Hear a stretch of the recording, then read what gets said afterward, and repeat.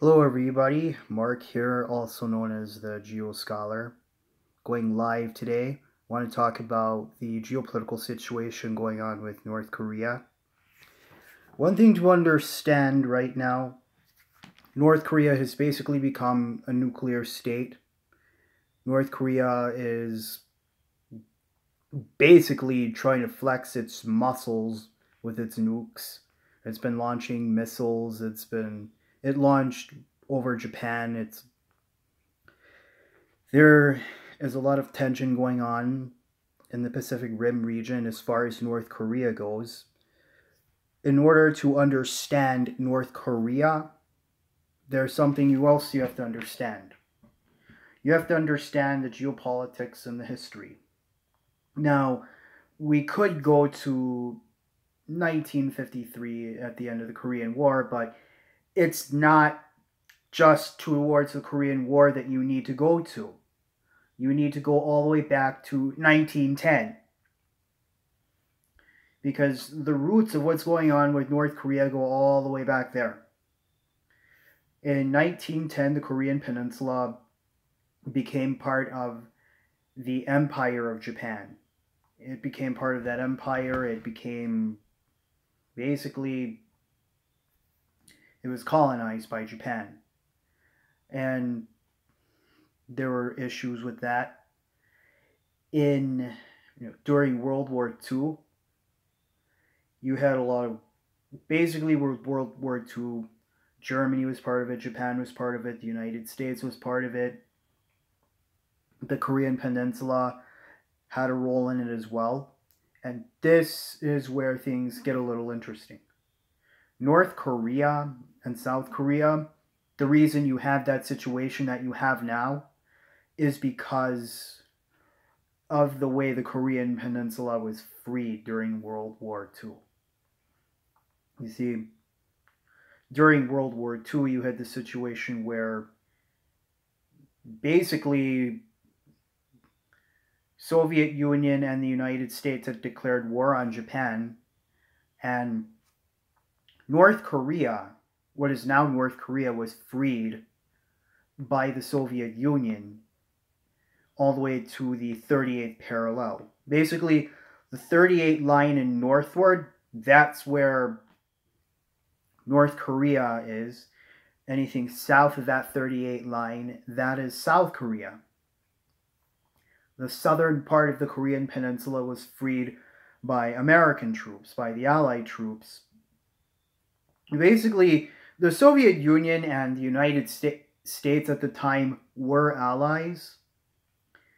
Soviet Union, and you have to understand something, part of Russia does border North Korea, but with North Korea, it would make sense that that the northern part of the Korean Peninsula was freed on the north end by the Soviet Union, and the southern part was freed by the United States.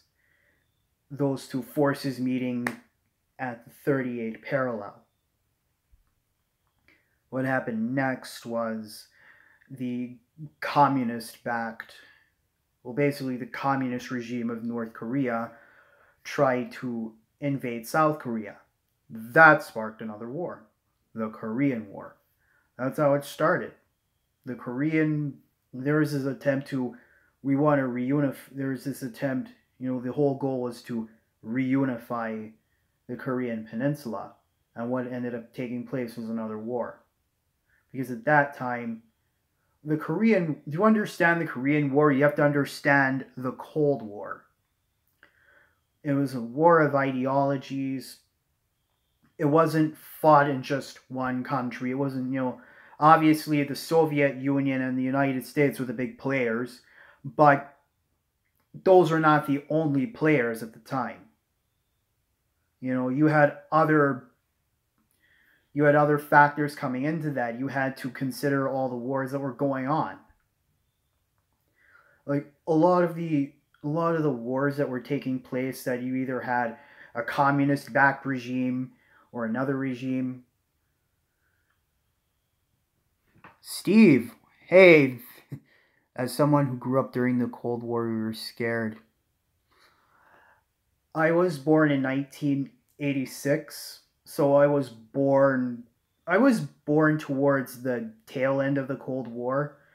I was 5 years old when the Soviet Union collapsed, but I kind of get what you're talking about because my father was born in the 1950s, so there were some things about the Cold War that were scaring people. And the thing about the Cold War, you had a lot of these issues with, communism and then democracy. You have the two fighting ideologies, and that was a big part of what the Korean War was about. I was born in 74. It was mostly hindsight, mostly paranoia and hindsight. I could understand that because there was a lot of, you had that nuclear arms race. You had, you know, the US and the Soviet Union, they all had nukes. And it was like,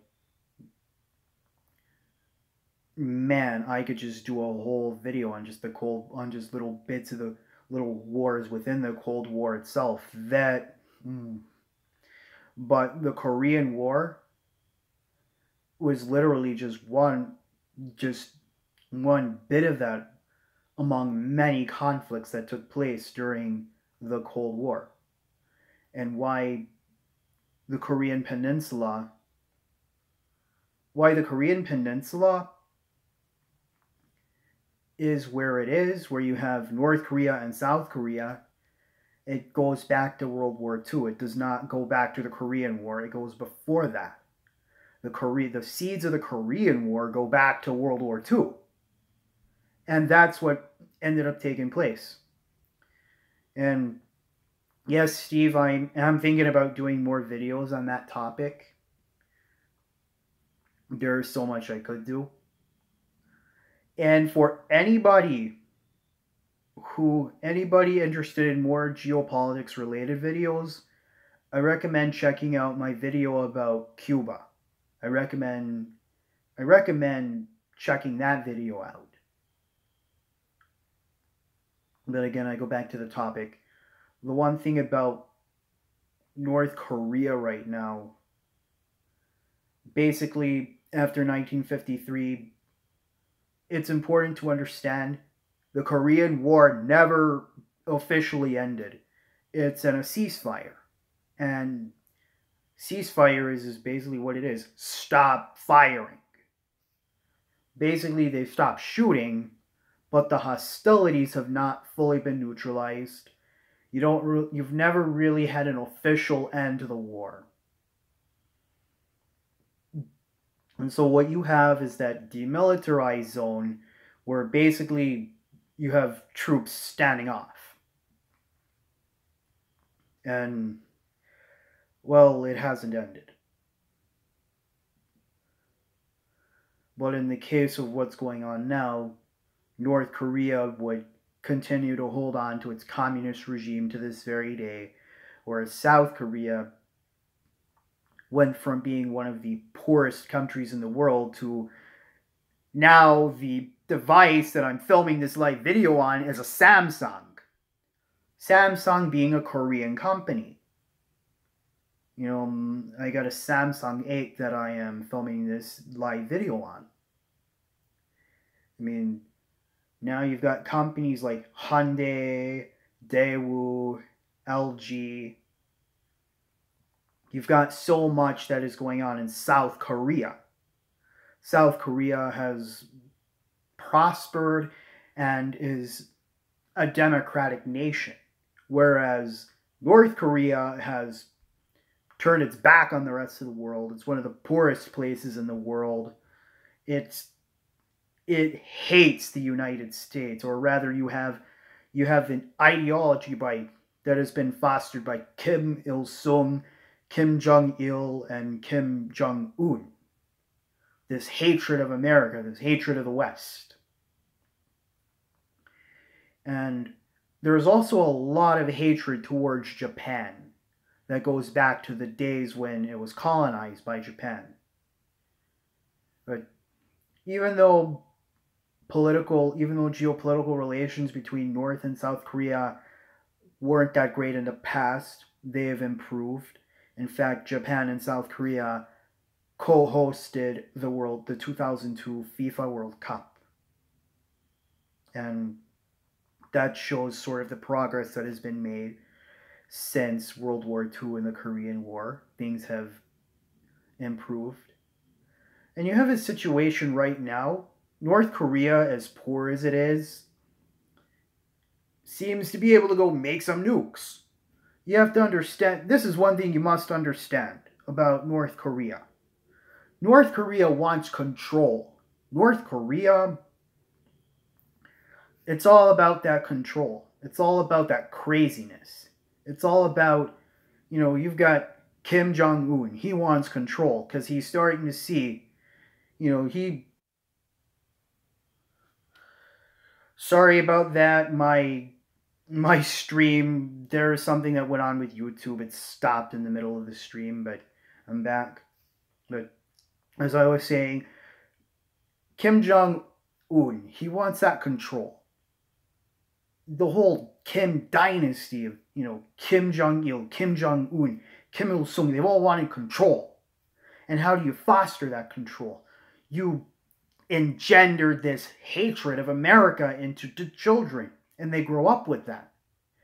You have this whole, because before, North Korea and the Soviet Union had decent relations.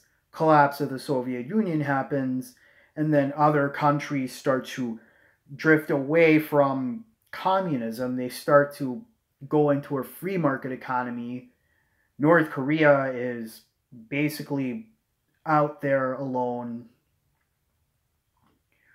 It's basically the orphan state, as I would put it, in terms of the communist world.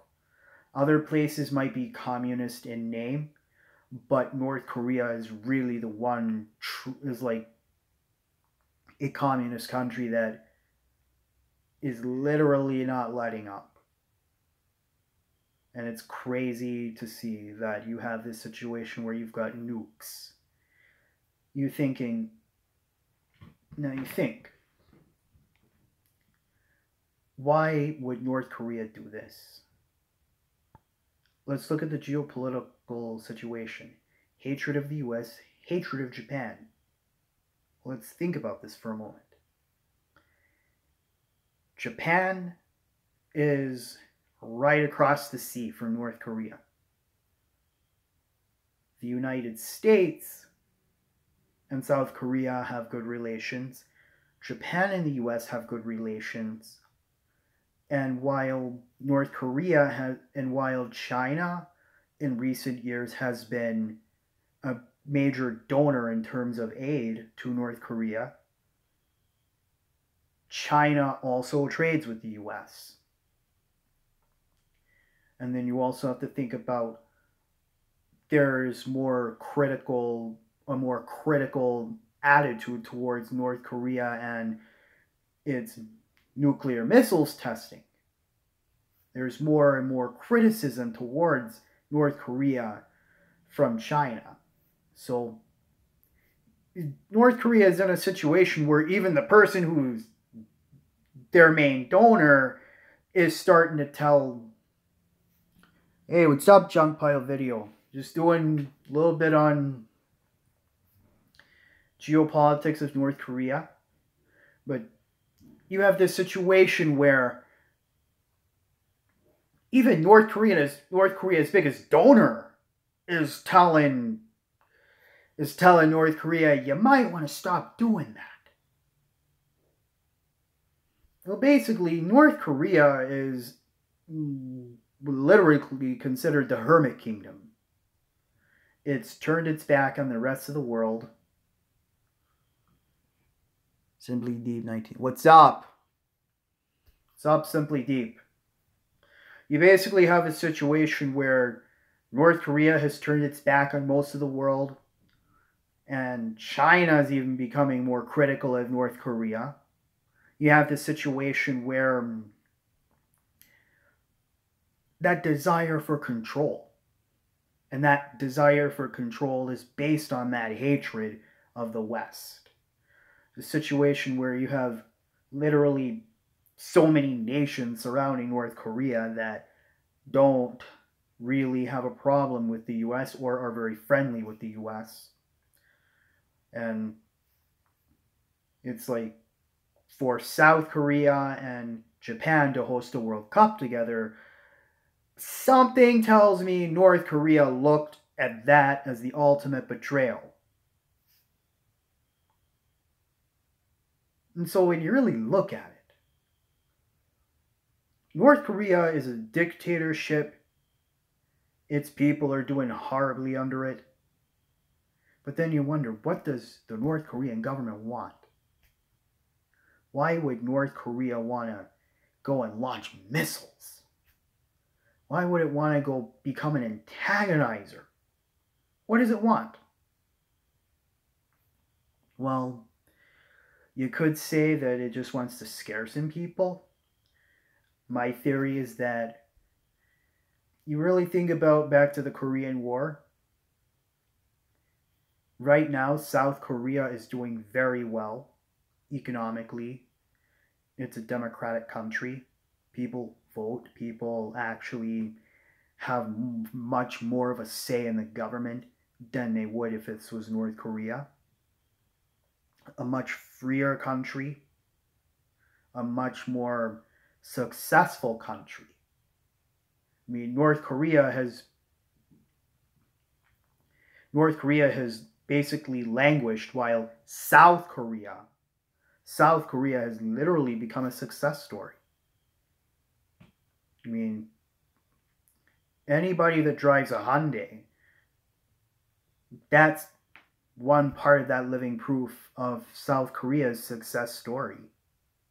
It's doing well. And while there are many in South Korea that have a sympathy to their North Korean brethren, there hasn't been amongst the younger generation as much desire for reunification with the North. And with North Korea, my suspect is that North Korea wants South Korea. That's my suspect. And, my theory is that the North Koreans feel that the South Korea, North Korea will do anything, not only just to flex his muscles, but to get what it wants. My theory is that Kim Jong-un is trying to start a war, not just with one country, but a couple of countries. That could be it. It could be in Kim Jong-un's mind. Kim Jong-un may want South Korea. But the question is, does South Korea want to be part of that? I suspect no. Racing Gaming, what's up? I suspect that South Korea would not want to be part of that. I don't think that South Korea would ever want to be ruled by that regime up in North Korea. Considering what South Korea has, South Korea is better off as it is. Because South Korea is doing so much better than North Korea. South Korea has so much more. I mean, there's a reason you have tourists that actually want to go to South Korea. Sorry. There's a reason tourists want to go to South Korea and not North Korea.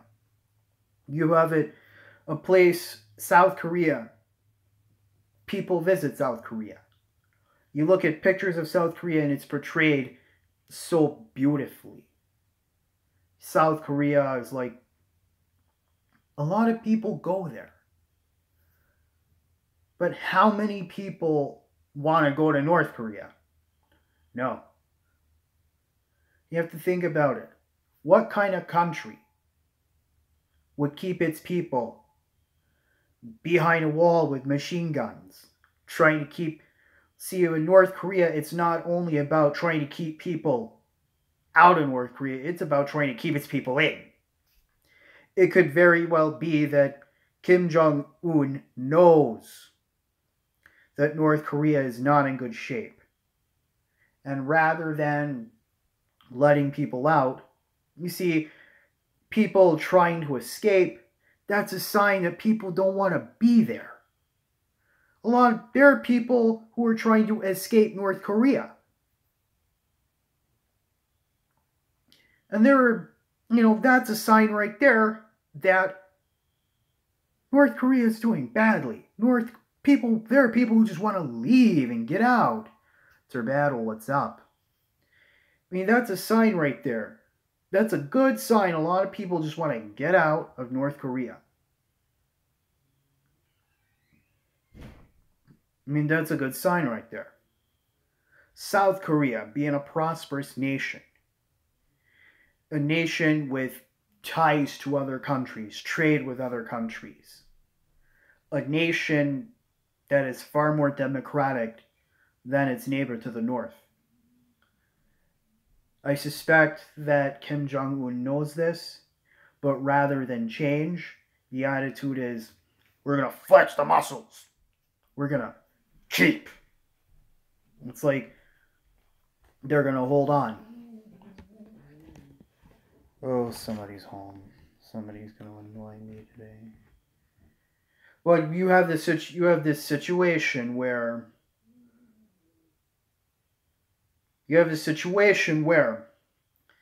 why would they want to launch nukes?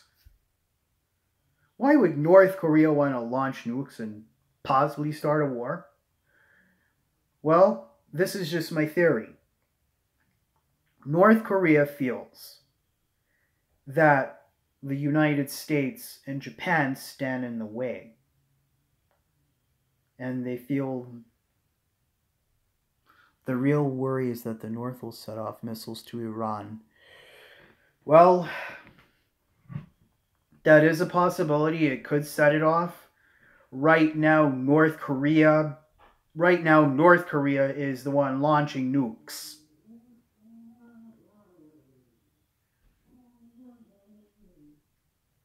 Somebody's making noise. Right now, North Korea is like at a... Oh, man. But yeah, right now, North Korea is the one launching nukes. While Iran does have a nuclear arms program going on, North Korea is the one launching nukes. And with North Korea launching nukes, one thing to worry about, where will those nukes be launched? Will they be launched in any countries in the Pacific? Will they be launched on the United States? Where? That is something to really think about, because North Korea really hates the United States. And it really hates Japan. And North Korean government probably feels that South Korea, Japan, and the United States stand in the way of possibly bringing the Korean Peninsula under one rule. This is my opinion about what's holding it all back. The regime in North Korea is holding it back. Because who wants to live under that kind of regime? You have to understand something.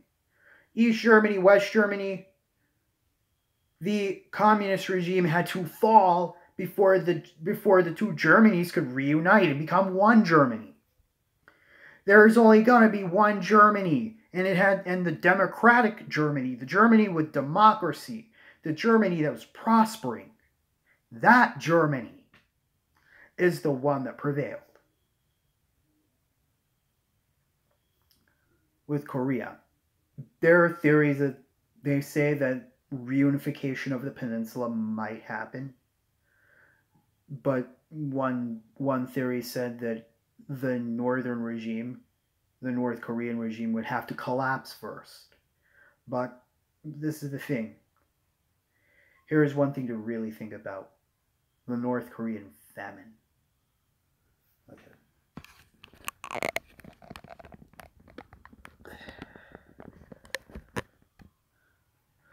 the North Korean famine is something to consider. Because the North Korean famine, a lot of people died from that famine. Now, there's an ideology known as juche. It basically it translates to self-reliance, but what it really talks about, what it means for North Korea is forget the rest of the world. We're turning our backs to the world. And when droughts and famines were occurring, it was like, why won't this thing stay up? This adhesive is not working. But basically, the idea was they would not stop. They would not go and ask. They were literally ready to sacrifice a lot of people just to show the world we don't depend on anybody. What does that say? What does that say? It says that Kim Jong-un might be willing to sacrifice millions of his own just to try to get what he wants. But what does he want? Why is he launching them nukes? Because you don't launch nukes for nothing. What does he want? It's something really to think about in terms of geopolitics. And basically, I really look at this from this perspective. So far, South Korea has proven that it is far, far better off without North Korea. It is proven to be a success story. South Korea has become that success story. Thank you. Yeah. North Korea has become poverty-ridden, run by a dictatorship, gone through famine, and it's ruled by, lack of a better term, a psycho. Kim Jong-un is a psycho. But here's the thing. North Korea, my theory is that, and this is just my theory, I don't know this. My theory is that North Korea probably wants South Korea. But I don't think that that's going to happen. See, right now, North Korea has nobody. North Korea is basically a hermit kingdom. You know, the rest of the world's watching North Korea. So if North Korea might be trying to do some flexing of muscles, but if it were to ever try to do a punch, if it were to ever to actually try something, it leaves this to think about. How much is North Korea willing to sacrifice to get whatever it wants? And how many lives outside of North Korea are going to be affected by this? Because you have to understand something about the Pacific region. You do have military influences. You have it in Guam. You've got it in other Pacific islands. So North Korea would not necessarily have to just go try to shoot a nuke or a missile towards the U.S. You know, Guam was on high alert. Probably still is. But you have to really think about this for a moment. How much is North Korea willing to sacrifice to get what it wants? I suspect a lot, because you have a dictatorship that has taught its own people to hate the United States and Japan. It has taught the world it has basically turned its back on the rest of the world. It has basically, even its number one donor, China, is becoming more critical of North Korea. So it's becoming to a point, it's going to get to a point where it's, you know, North Korea right now, I think Kim Jong Un thinks he has nothing to lose because Kim Jong Un is like, I'll shoot what I want to shoot. North Korea has nothing. I think because we're thinking, well, if they shoot nukes, we'll shoot back, and population-wise, it doesn't look good for North Korea. There are twice as many people in South Korea as there are in North Korea. The average South Korean soldier is better fed, likely is better fed, probably stronger, because you have to think, excuse me.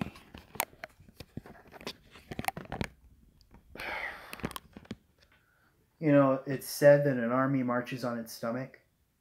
North Korea right now, North Korea is having some issues with food that South Korea doesn't have. The average South Korean soldier is likely in better physical shape, and there are likely more soldiers. You think about population and the fact that the population is in, which population is better fed and which one is having issues. Something wrong with this adhesive.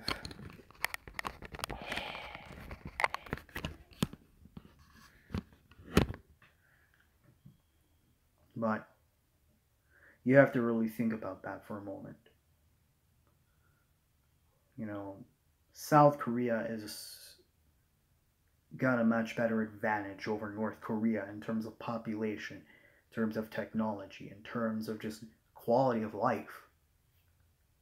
And I'm thinking if North Korea were to try anything, it might find itself in a multinational battle if it were to try anything. But the question is, will North Korea do it? Because I'm thinking that the Kim regime might just be that crazy to go and sacrifice millions of their own. That's something to think about with geopolitics. This is the Geo Scholar. I end the video here. If you liked this video, check out other videos on my channel. I really hope that this whole mess ends, because from what I've been hearing, from what I've heard, North Korea might launch a nuke at Seoul, South Korea, and I don't want that to happen. I really don't want any more nukes being launched out of there. I don't. Because, well,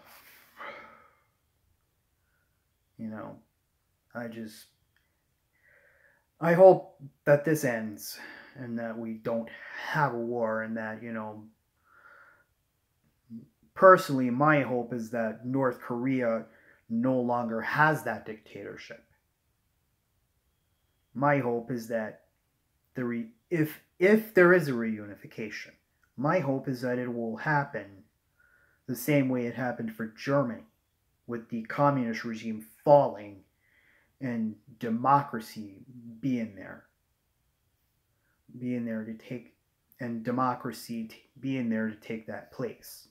That's what I'm hoping. I'm hoping that North Korea, that the North Korean regime, the Kim regime, will just collapse.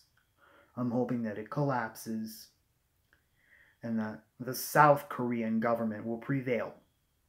Because right now, the South Korean government, the South Korean economy, South Korea is doing so much better.